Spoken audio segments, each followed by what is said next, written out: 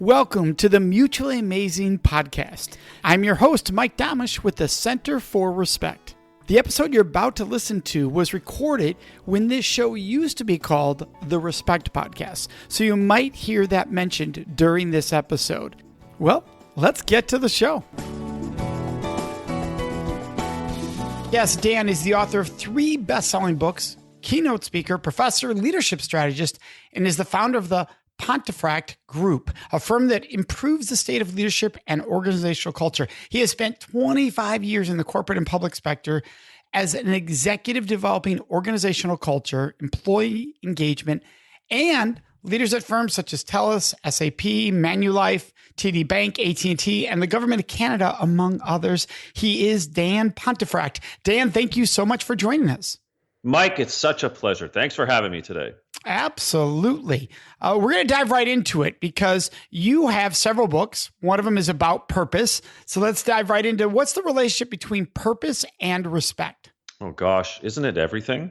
I love where you're coming from in terms of respect and what ultimately this planet needs more of. But then when you buttress that with purpose, it's sort of like world's number 1-2 punch, isn't it? I agree. But I can see a lot of people going, why? What does purpose have to do with respect? So how do you explain that connection, that interrelation? Well, purpose is, for me at least, that combination of 3 questions. What do I want to be when I grow up? Who am I trying to become? And how do I want to be known when I leave a room? And so when you think about those what, who, and how questions, that comes back to your center of gravity. That comes back to your core. And for me, whether you are a parent or a neighbor or a leader or a CEO or an executive assistant, those types of questions then relate back to whether or not you respect yourself in the pursuit of purpose and whether you respect others in said pursuit of purpose. Because, if you lack purpose, you're ultimately lacking respect for yourself and others because you are steamrolling or you're ignoring or you're failing to consider the empathy of someone else and so forth. Like, to me, I think there's an inextricable link between the two. All right. So if somebody's listening, wait a second, I go to a job that I don't feel is my calling. I don't know, and I never have. I've never felt I have a purpose, a calling. How am I being disrespectful? How do you answer that, Dan? Everyone can, first of all, demonstrate respect in their role, in their way of life. So let's go back to the question specifically, Mike, about your place at work. Maybe you don't like the job. Maybe you don't like the mechanics, the processes, the things that you are supposed to do, 8 to 4, 9 to 5, whatever it is. But that doesn't mean that you can't glean aspects of that environment in which to treat others with respect, including and probably starting with yourself. If there's no so-called calling, which is not what I intend to synonymously discuss as purpose, that's different, right? I think then that's a more existential question, right? About why are you in that role? If it's horrible, if you're there just for a paycheck, well, it's time for a life check and get out and find ways in which to sort of fuel your purpose and start treating yourself with a little more respect. But if you're in a role and there are portions of it, let's say, that you don't enjoy, well, where are you getting your mojo from in the other portions? Is it the camaraderie? Is it some of the customer interactions if you're in such an example like that? And again, going back to your point and purpose about respect, how are you treating those interactions? What can you learn from those specific interactions to then fuel, something else inside of your life, outside of your life? And so when people are evaluating these questions, because you're throwing a lot of questions out there, which is awesome, what is the relationship to respect and thinking itself? Today, the unfortunate part is we thought that perhaps technology would help us think more clearly, that the technology would help us be calmer and that we'd be more patient and that we'd have more free time. And in fact, it's the absolute opposite. And the irony is dripping like a storm in the middle of winter here up in Canada, where I live in British Columbia. So you have your creative thinking, you have decision-making type thinking or critical thinking, and then you have the application of thinking. So that's the doing part. And we're really good, Mike, at the doing. And what we're not doing, however, is respecting the need for time to think, the time being the creative and the critical thinking aspects. And we just gung ho go into action. We're very good at it, but we're addicted to it. And ergo, we are not respecting the fact that perhaps we need more time to marinate in the moment, more time to reflect, more time to dream, more time to respect the process of getting to action. And unfortunately, what you see with everyone stuffing their eyeballs into their mobile phones and their laptops ad infinitum, you have far too many frenetic people. You have far too many people who are disrespecting the process of better, good, creative, critical thinking. I think this is so true, and we can all fall into it so easily. And I believe you should have, and we've talked about this with other groups I've been with too, is this idea of, do you have thinking time in your week? Now, not everybody's going to make time every day for a set aside hour just to sit and think, but even to do it a few times a week to allow evaluation, because what we tend to do is go, oh, I thought of a solution. All right. But you didn't actually pause and sit on it for an hour just to think. You went and did more things for an hour and came back to the exact same thought process you were in before. It was just confirming what you already thought. Whereas when you sit and think, you actually may leave the original idea, solution you had with a completely different one, because that thinking allowed you to have new concepts come into your mind just through thinking, not by engaging in conversation, but just sitting in quiet. I could not agree more, Mike. I mean, we are in that fine and wonderful example and illustration. You are allowing the brain synapses to connect as opposed to almost disconnect. And again, if we're not allowing that time to permeate new thinking, new ideas, and potentially new decisions that come as a result of it, I argue again that that's kind of disrespectful to your own professional status, to your own way of being. And the myopia kind of sets in. So the myopia being the tunnel vision or the horse blinders, as some might be aware of. When you have those blinders on, you're not opening yourself up to these other wonderful possibilities. And I think we are time bankrupt. Like, we're so stressed with when it comes to our time and our management of time and our calendars. I mean, I do this a lot when I do executive coaching, as a kind of more concrete example, Mike. One of the first things I do is I make people open up their Google or their Outlook or their Apple Calendar, right? And I say, okay, show me this. And 9 times out of 10, I kid you not, it is like back to back to back to back to back to back with meetings, Monday to Friday, 8:30 to 5, or whatever the time is. This is good. I mean, in a sense, you are having a lot of collaboration happening, and there's a lot of phone meetings, and there's a lot of face-to-face meetings. I said, so where's the breathing space to be creative, to respect the creative process? Where's the decision-making space, individually or collectively? Like, I don't see any of these meetings that say, hey, we're going to think about this as a team, or it's a planning strategy. Like, it's just meeting. And that's part of my bankruptcy comment, is that we need to win back our time to respect the process of better thinking. Oh, I agree. And what's interesting, like, if you look at my calendar, several days literally have a block that say thinking time. That's literally what it says. So I get this because I didn't do it. And you would say to yourself, oh, I'll make time for that. But if you don't put it in there, something else will fill that time. And that's where it becomes so important. And a lot of organizations struggle with this, because your example is so perfect. They struggle with this concept of, well, we need meetings to have great ideas instead of we need silence sometimes to have great ideas. So again, when I'm doing the calendar exercise, right, then I show mine. Or even when I'm doing keynotes, right, I sort of show a screenshot of my calendar, a weekly calendar. And to your point, right, I block off, because again, the world is large, and so you have different time zones, but I block off 7 o'clock in the morning to 8:30 always. And I block off 4 o'clock until 6 o'clock always. And I also block off 12 o'clock to 5 o'clock Friday afternoon. And to your point, I call it DP, thinking time, from the initials of my name. And those times, I do not take meetings. I do not answer my phone. I'm not looking at social media or whatever, right? Those are my reflection times and my critical thinking, decision-making times. Because if I'm writing books or planning workshops or planning executive, I need that time to be thinking, as opposed to answering or responding or being in a meeting. Yeah. And I want everyone to listening, whether you're working in a corporate environment, working for yourself, maybe you're an at-home raising children, that thinking time, wherever you can find it, becomes so important. And we need leaders to support that. So let's dive into that. Why do you think leaders forget the important concept of respecting people's space and just actually respect, period? They forget. Like I'll talk to corporate leaders. They'll be like, oh, respect is very important to us. And I'll go, well, where is it in your daily schedule? Where does it show up? Where do I see it being practiced? Where is it in everyday development? Why do you think leaders so quickly forget about the practicing of respect and how you treat others and how you value others?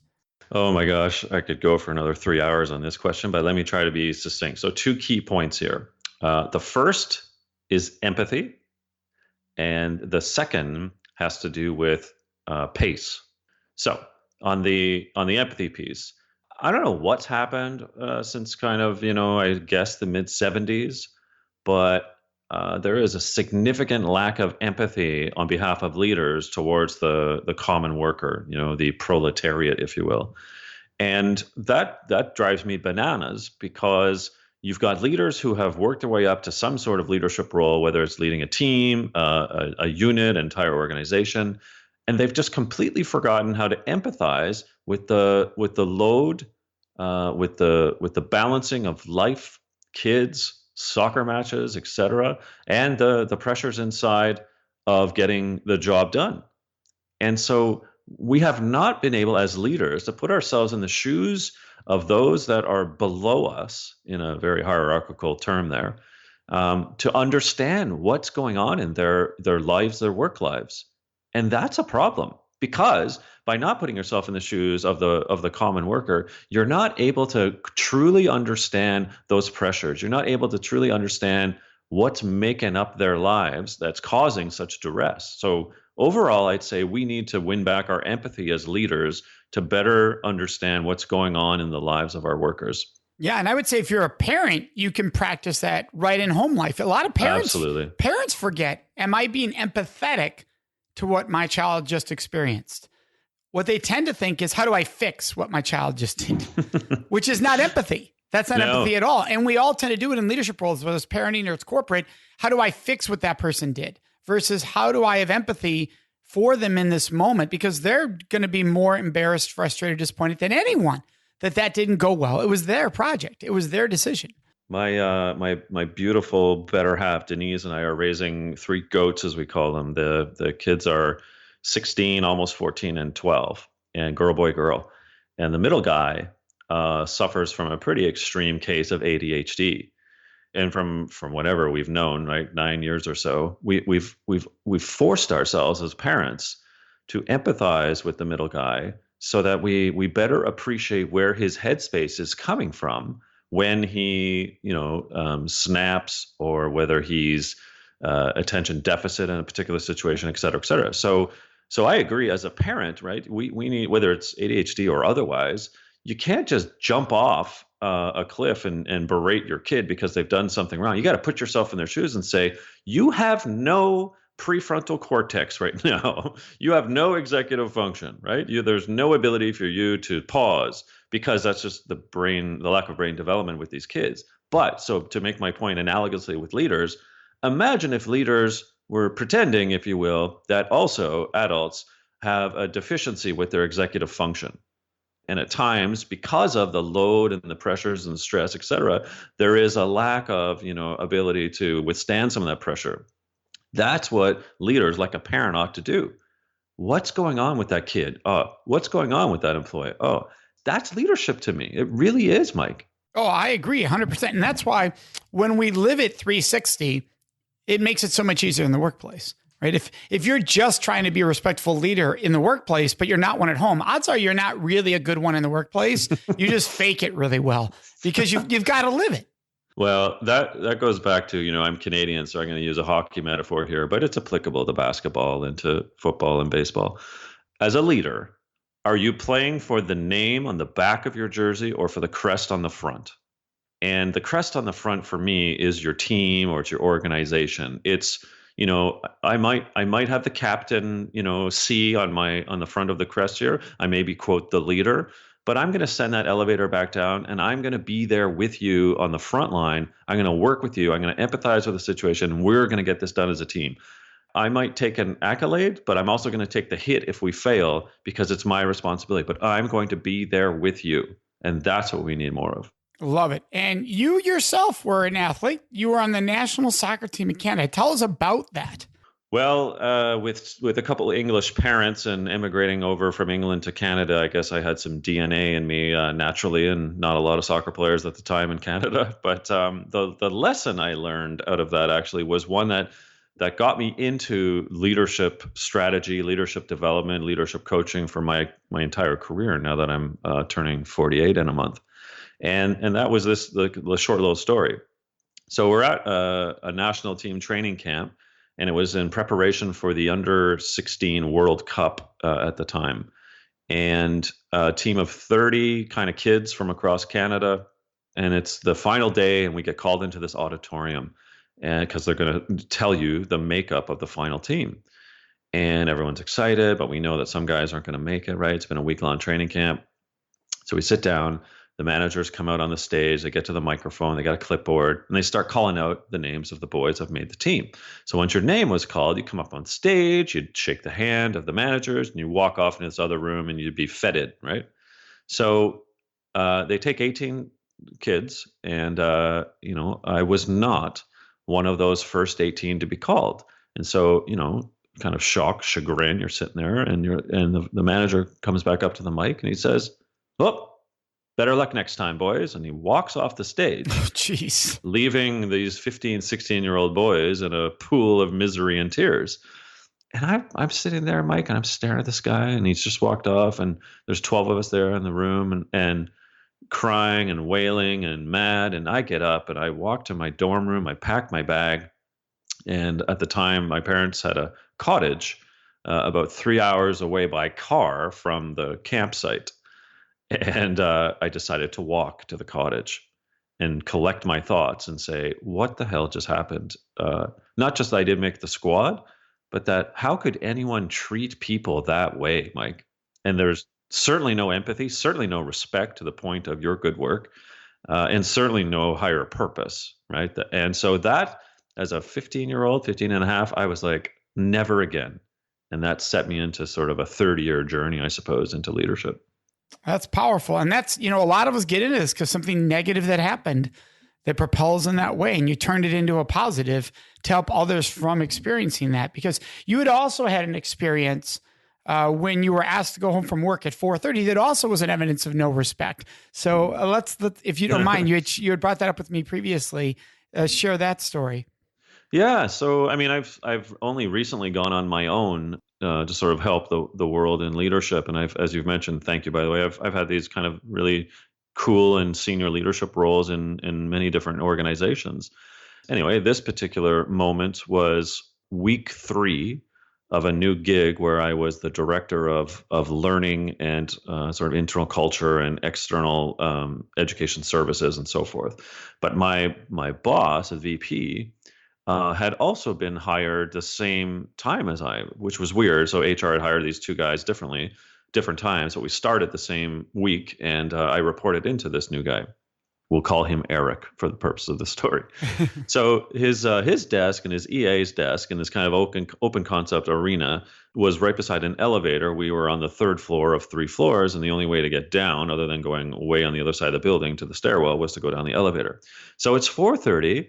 And I walk past Eric, and I'm about to go to the elevator, and he looks up over his kind of cubicle, and he's like, and he got my name pronunciation wrong, right? He's like, Pontefract. And I was like, okay, it's Pontefract, but whatever, in my head, right? So yeah, come here. So I trops over to the cubicle area, and he's looking at me, this little pregnant pause, right? He looks down at his watch on his wrist, and Mike, he says, hey, you know what time it is? And I don't wear a watch, and I look at the fake watch on my wrist, and I say, it is. It's 4:30. He didn't know what that meant. I'm like, it's 4:30. He's like, oh, right. Exactly.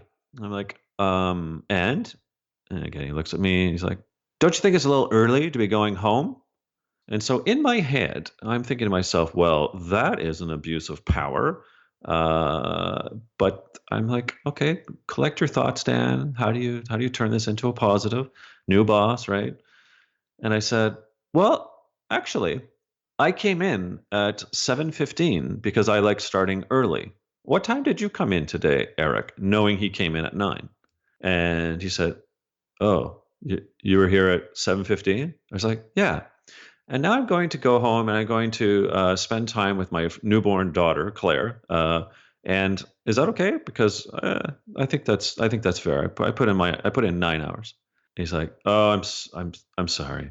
It's like, well, I'm glad it went this way, but it could have gone differently, couldn't have. So it was another kind of egregious example, right, where a leader is trying to assert power for some reason only to serve its own word power. And I hope, and I know Eric later one day, said to me, hey, thanks for setting me straight there. And he was just a couple of years older than me as well. But again, it's just a little capstone example where the disrespect at times that leaders think they need to exert because of their title, because that they have, quote, a bigger budget, they have, the top of the ladder is where they ought to be perched, so they're going to have to bark orders. That's the makeup of many people who think what leadership is. And I think Eric got a very soft punch to the head by me to say, you don't have to act that way. Why do you think that people get stuck into those systems of 9 to 5 structure versus are we getting the job done, respecting what the person's bringing to the table versus are they following the rule? There's a myriad different answers to that. I think a couple. The first I would say is we're still stuck in Taylorism. And for those that are unfamiliar, the quick story there, Frederick Taylor back in the early 1900s was the principal founder of something called the Scientific Principles of Management. He had a stopwatch at Bethlehem Steel in Pennsylvania, and he started trying to find ways to make workers more efficient through essentially command and control techniques, like, carrot stick stuff. And then as World War I turned into World War II and command and control of an army became the way in which to win, I'm using air quotes, those tendencies got picked up in some of the management training, and those tendencies then drifted into management structures themselves. So you have just kind of a 1-2 punch of Taylorism and command and control coming out of war.